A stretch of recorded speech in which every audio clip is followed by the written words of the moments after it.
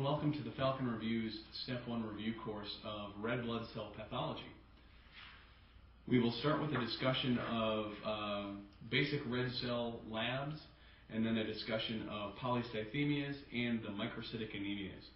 We will then go into a discussion of the macrocytic anemias as well as some of the other disorders of red cell synthesis.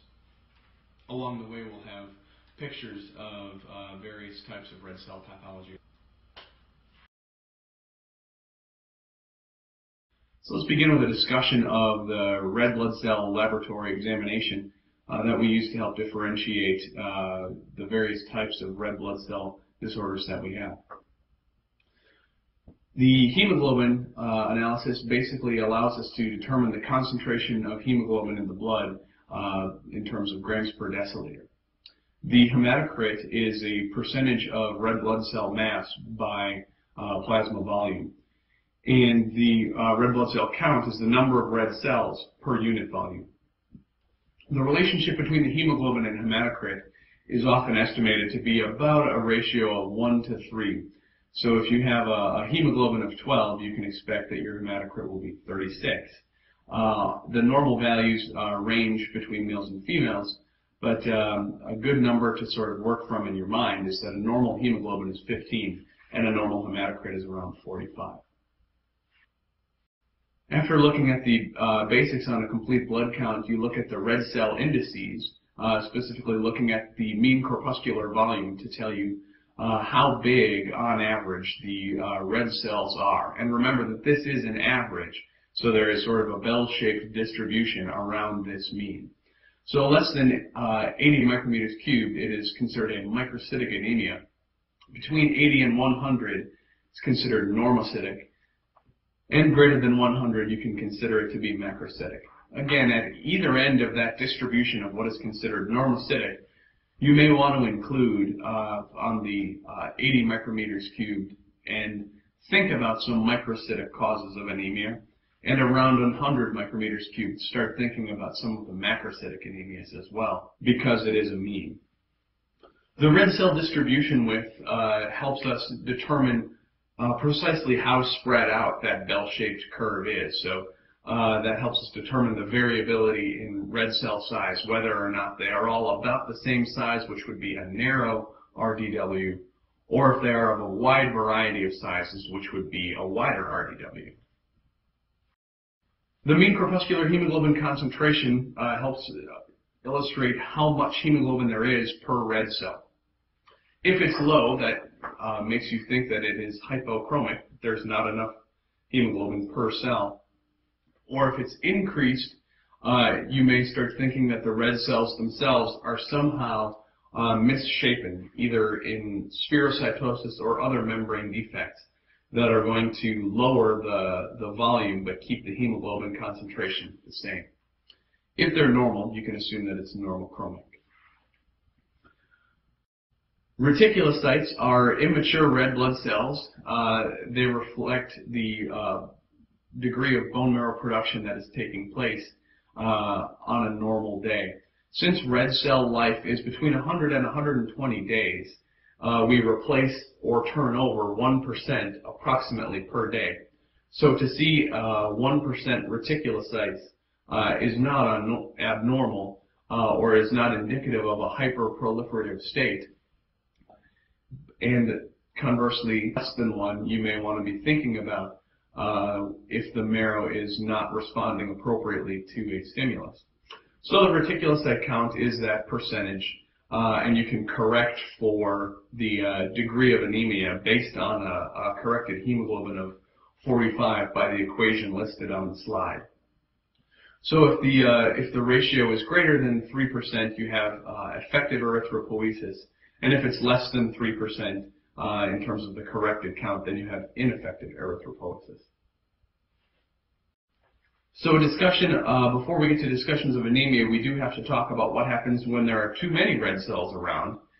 So that's termed polycythemia. It is by definition an excess of red cell mass. And you can break it up into primary polycythemia or secondary polycythemia. As in any definition in medicine, primary basically means it is disorder of the end organ itself, independent of external stimuli. So primary polycythemia is when the bone marrow is producing red cells without external stimuli. So it is without increased erythropoietin. Secondary polycythemia is, in turn, secondary to increased erythropoietin and states that would cause increased erythropoietin production, such as chronic hypoxia, people who have chronic obstructive pulmonary disease or other defects that can lead to a chronic hypoxemic state, or folks who live at a high altitude. A good example being people from the Andes mountain range, where they can live at very high altitudes, and if they come down to lower altitudes, they can have a remarkably elevated hemoglobin and hematocrit because of long-standing excess erythropoietin production. Other scenarios that can cause increased erythropoiesis are a paraneoplastic syndrome of renal cell carcinoma and hepatocellular carcinoma, or in the setting of an elite athlete using erythropoietin supplementation illegally, which is termed blood doping. So polycythemia, from a primary standpoint, is a clone of red cell precursors that are responding independent of erythropoietin and are producing red cells out of control, basically out of proportion to any external stimulus. And the secondary, as we mentioned on the last slide, is increased red cell mass due to the increased erythropoietin demand. What you'll see on a peripheral smear is basically a very crowded peripheral smear with more red cells than you would expect to see. And on a bone marrow examination, you would also see precursors of the erythroid line out of proportion to what you would reasonably expect. When you talk about the disorder polycythemia vera, it includes excess production of red cells, white cells, and platelets without an external stimulus. Secondary polycythemia is not necessarily, in fact, is not by definition polycythemia vera, because it only has expansion of the red cell lineage. Polycythemia vera can become problematic because the increased volume and density of red cells is more viscous and can put patients at risk for thrombosis, such as cerebrovascular accidents, bowel infarction, hepatic vein thrombosis, or any other events caused by stasis of blood and clot formation. We move on from a discussion of polycythemia, which is too much blood, to anemia, which is too little blood. So anemia is defined by a decrease in the red blood cell concentration of the blood and is reflected by a decrease in the basic red cell parameters of hemoglobin and hematocrit. The red blood cell count can be either increased, decreased, or normal depending upon the level of compensatory production. We classify anemias based on the mean corpuscular volume. They are either microcytic, macrocytic, or normocytic based on our previous definitions of what a low MCV, normal MCV, and high MCV are. So let's approach microcytic anemias first, because that's something that is very often tested on the step 1 exam. So microcytic anemias are indicative of impaired hemoglobin synthesis. So either the heme synthesis is disordered, where there's not enough iron to make heme in iron deficiency anemia, or the iron is not properly mobilized, as you see in anemia of chronic disease, or the building blocks to put the heme together are not in place appropriately, which you can see in sideroblastic anemia. Or, as the other part of the hemoglobin molecule, if the heme is okay, you can have disordered globins. So if you have defective globin synthesis, such as alpha and beta thalassemia, that can certainly cause a microcytic anemia as well. Let's approach iron deficiency anemia and go through the other types of anemia in turn as well. So the etiology of iron deficiency anemia basically centers around a depletion of your basic iron stores, most often through chronic blood loss. The different types of chronic blood loss that can occur without people noticing relatively frequently is occult GI bleeding from either a peptic ulcer, diverticulosis, colon cancer, or arteriovenous malformations, or in women, gynecologic bleeding such as menorrhagia or menometrorrhagia, menorrhagia meaning heavy periods, menometrorrhagia being irregular and heavy periods. You can also have a dietary deficiency in the very young and the very old, or in the setting of malabsorptive states such as small bowel resections, short gut syndrome, or celiac sprue causing villus effacement and decrease in the absorptive surface area of the GI tract. You can also have decreased acid secretion as it does require an acidic environment to begin the process of absorbing dietary iron. So the different types of iron that we have in our system that we can detect are ferritin, which is the storage form, which helps us determine what is the level of iron stores, and are they incomplete, are they complete, or are they excessive. Also, there is transferrin, which is the transport form, which can be measured as either total iron binding capacity or a transferrin saturation. The measurement of hemoglobin and myoglobin determines the amount of iron actually in use by the hemoglobin. Okay, so how to develop iron deficiency anemia. The sequence of events I would even put this as 0 requires some degree of blood loss. So you have some kind of ongoing blood loss that causes a decrease in your storage iron, which therefore causes a decrease in your plasma ferritin values. As those go down, you will have decreased circulating iron, which will be manifest by a decreased transferrin saturation, as well as an increase in your total iron binding capacity, as well as a decrease in your serum iron. So as you have a decrease in your functional iron, then you manifest the signs and symptoms of anemia and decreased hemoglobin and hematocrit. So what does this actually look like? When you see a peripheral smear where you have a series of red cells that are small and poorly stained, that is, they're not as red as you would expect, and they're even whiter than you would expect, as well as a remarkable variation in size of the red cells, that is indicative of iron deficiency anemia. We term that change in size as anisocytosis, and the name of the anemia is a microcytic hypochromic anemia. Normally, you want your red cells to be about the size of a nucleus of a lymphocyte, and in iron deficiency anemia, they are certainly not. So if you can pair one up with the nucleus of a lymphocyte, you'll see that they are remarkably smaller. And that zone of central pallor is greater than 50% of the red cell width, or red cell diameter. So what do we see from a laboratory standpoint in iron deficiency anemia? Obviously, if there's anemia, we have low red cell parameters of hemoglobin and hematocrit. We have a decreased MCV, a decreased mean corpuscular hemoglobin concentration, an increased RDW because of that size variation. Obviously, the bell curve is going to be a little bit more spread out. The key components are the studies of the iron studies themselves, the decreased ferritin, decreased serum iron, and decreased transferrin saturation, and an increased total iron binding capacity. So when you think about it, your body is trying to get as much iron in it as it possibly can because those storage levels are remarkably low. The signs and symptoms of iron deficiency anemia are weakness, pallor, and tachycardia. The heart is trying to get as much oxygen to the tissues as it can, so it increases the cardiac output by increasing the rate. And the symptoms of weakness and fatigue and generalized malaise are often difficult to tease out from other chronic conditions. But in the setting of suspicious blood loss, you can put that diagnosis together.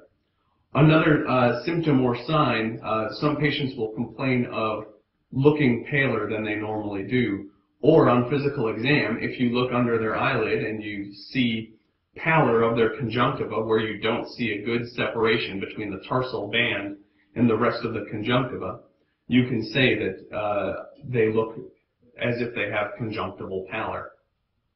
Other physical exam findings, you can have glossitis or angular chelosis. You can have a linear breakdown of the angles of the mouth, or on the tongue you can have a disordered architecture of the tongue. And koilonychia is spooning of the nails, where there's on the distal end of the fingernail, you can have a little spoon back upward.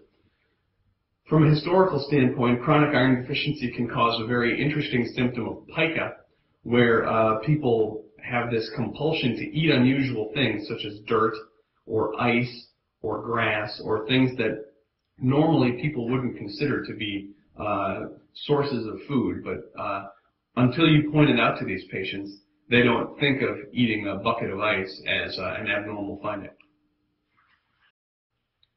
Moving from iron deficiency anemia to its close cousin, anemia of chronic disease, the etiology of the anemia of chronic disease can be chronic inflammation from really any etiology. A chronic infection, autoimmune disease, or a malignant process can cause the anemia of chronic disease.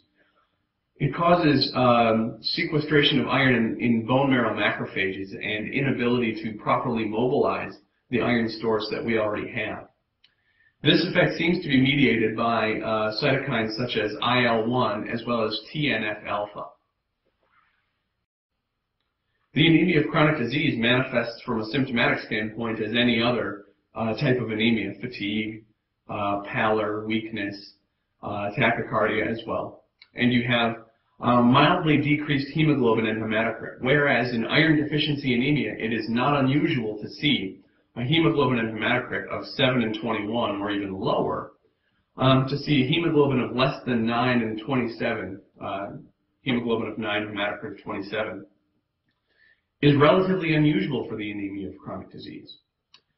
The red blood cells themselves, in contrast to iron deficiency anemia where they are remarkably microcytic, anemia of chronic disease, the red cells can be normocytic, just sort of on the low end of normocytosis. The RDW is slightly increased, and the key differentiation point between anemia of chronic disease and iron deficiency anemia is that in anemia of chronic disease, the serum ferritin is markedly increased, both because iron stores are actually elevated, or at least normal, in patients with anemia of chronic disease and not low. Also, ferritin is what's termed an acute phase reactant, meaning in the setting of an acute inflammatory episode, the ferritin can be elevated. Moving on to another kind of anemia, the sideroblastic anemia. It can be manifest from a variety of causes, either alcohol abuse, lead poisoning, B6 deficiency, or a myelodysplastic syndrome, a pre-malignant, and some would even consider malignant condition of the bone marrow causing ineffective red cell, white cell, and platelet synthesis. Each one of the above causes affects sideroblastic anemia in a different way, but you can think of it as a disorder in iron mobilization. The morphology, you'll see ringed sideroblasts in the bone marrow, and peripherally, you'll see basophilic stippling of peripheral red blood cells. So if you see a basophilically stippled red cell in the periphery, you really need to be considering sideroblastic anemia, and for the step 1 exam, strongly consider lead poisoning as the cause. The signs and symptoms are the same as any other anemia. You want to get a historical perspective as to whether or not they have exposure to heavy metals or excess alcohol abuse, or if they're on any medications that can alter their B6 metabolism, such as some of the anti-tuberculous medications like isoniazid. The laboratory findings are very similar, where you have an increased serum iron and transferrin saturation and ferritin, but a decreased total iron binding capacity because the iron stores are replete. What you'll see in sideroblastic anemia are ringed sideroblasts on the bone marrow smear. Vitamin B6 deficiency can also cause a peripheral neuropathy. So if you have an anemia with a peripheral neuropathy, you do need to think about vitamin B6 or pyridoxine deficiency. Lead poisoning causes abdominal pain and peripheral neuropathy in adults. So if you see that constellation, again, the lead poisoning without abdominal pain is probably not going to be your answer. If you have abdominal pain and peripheral neuropathy and basophilic stippling, it really has to be lead poisoning.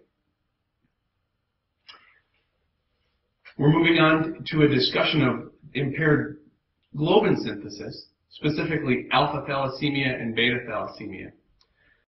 The thalassemias are caused by gene mutations leading to a decrease in the production of the globin protein that's essential for the manufacturing of hemoglobin. Deletions of the alpha globin genes cause alpha thalassemia, and there are two alpha globin genes that are closely linked on chromosome 16. So there are a total of 4 alleles that can be affected. The severity of alpha thalassemia depends on how many of these alleles are affected. So a silent carrier has 3 functional alpha globin alleles, whereas alpha thalassemia trait is going to have about half of the alpha globin production that is normal. Hemoglobin H disease has only 1 normal alpha and 3 disordered alphas, and hydrops fetalis is a homozygote for no alpha globin chains being produced, and that's fatal in the prenatal period or in the immediate postpartum period. So the consequences of decreased alpha globin production are decreased hemoglobin synthesis, causing the microcytic hypochromic anemia that one would expect, but also an imbalance between the alpha and beta globin proteins, resulting in the formation of an insoluble beta globin aggregate within the red cell.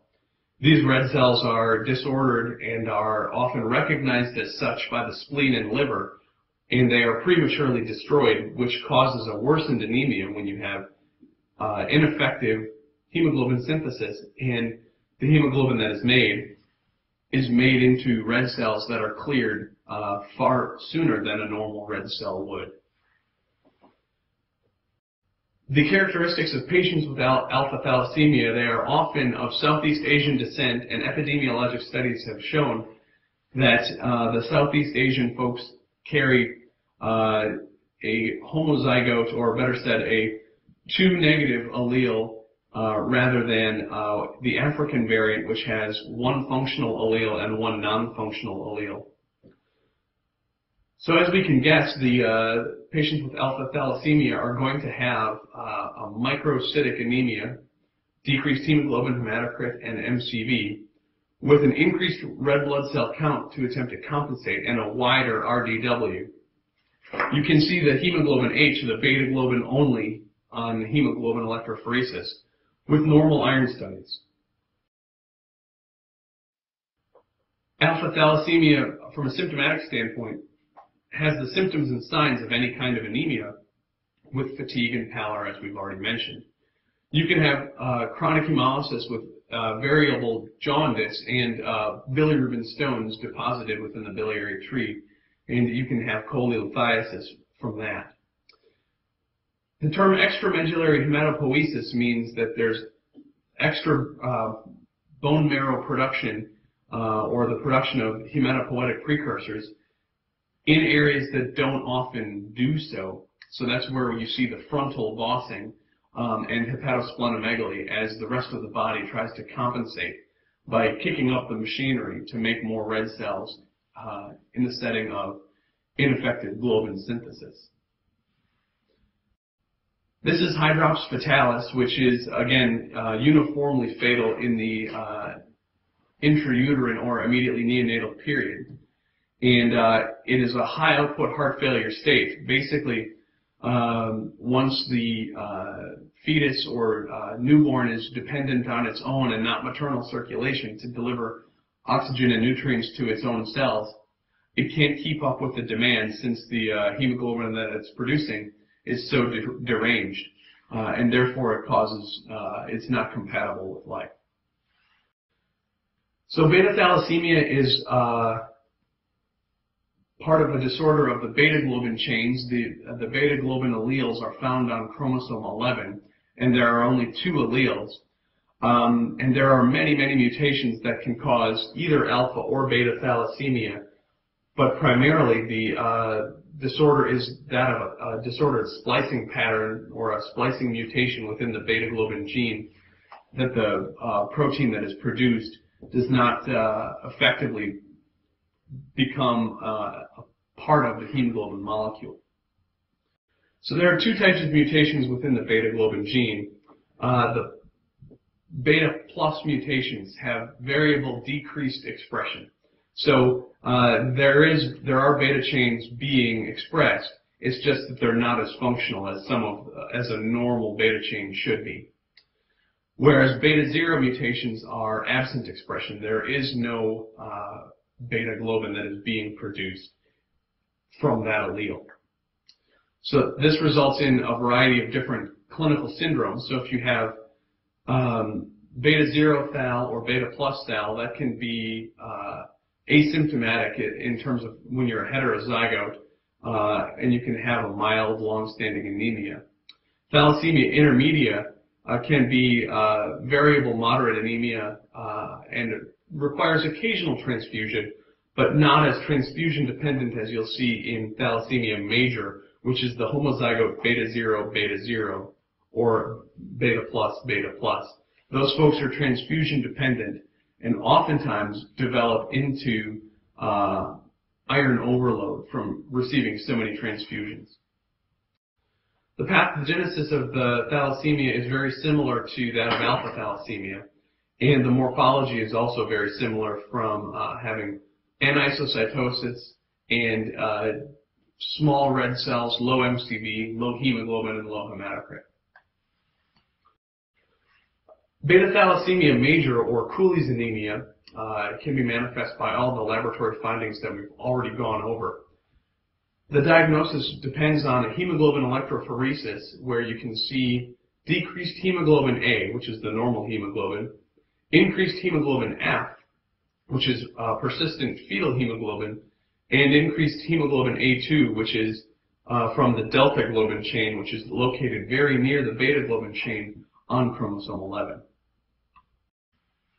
So as I mentioned, it causes severe transfusion-dependent anemia that develops within a few months of age as the hemoglobin F declines. If patients are transfused appropriately, they will develop normally, but could develop secondary hemochromatosis and die of heart disease or liver disease in their 20s. However, if they don't receive adequate transfusions, they don't develop normally and have stunted growth with bony changes and high output arch failure. Similar to alpha thalassemia, if the beta thalassemia major is not corrected with transfusions, they may die in infancy. So to recap what we've gone over the last few slides, a summary of the microcytic anemias, the most important points to remember are how to differentiate the microcytic anemias from one another. In the setting of iron deficiency anemia, you'll have a low red cell count, a low MCV, and a high RDW. And the key component to remember is a low serum ferritin and a high total iron binding capacity. Contrast that with the anemia of chronic disease, where you have a low red cell count, a normal to low MCV, and an elevation in your ferritin and a decrease in your total iron binding capacity. Thalassemias, you have a decrease in your MCV, but your iron stores are completely normal. And in sideroblastic anemia, you can have an elevation in your ferritin and in your serum iron while still having a low MCV and a low red blood cell count. So that concludes our discussion of microcytic anemias. We'll continue with macrocytosis.